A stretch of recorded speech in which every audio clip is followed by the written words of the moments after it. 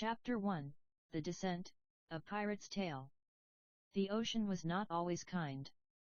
Beneath its shimmering surface of blue lay the shadows, the remnants of countless wrecks, shattered dreams, and lost souls that never resurfaced. For Jake, once a sailor of shadows himself, it was a familiar tale, one that echoed every night in the silent chaos of his own past.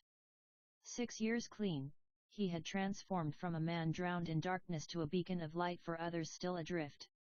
Yet, the descent into his personal abyss was a story that deserved telling, if only to illuminate the way out for those still battling the siren call of despair.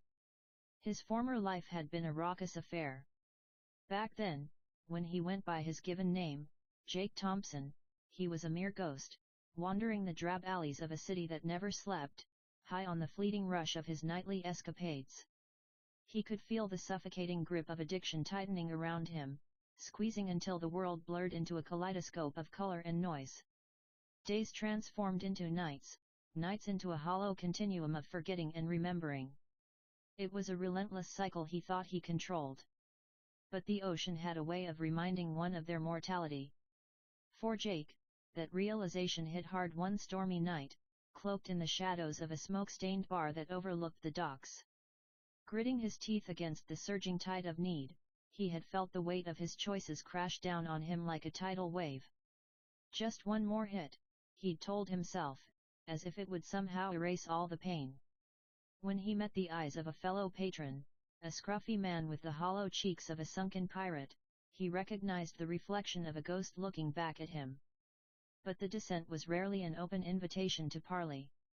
It was a siren's call, laced with both allure and danger, and Jake had been ensnared in its embrace for far too long. Lost something?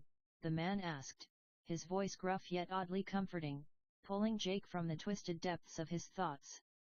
Just a couple of years, Jake shot back, the bitterness not entirely masked by his humor.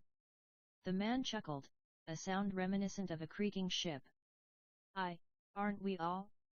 Sometimes the sea takes more than it gives. What's your treasure then? What do you seek in these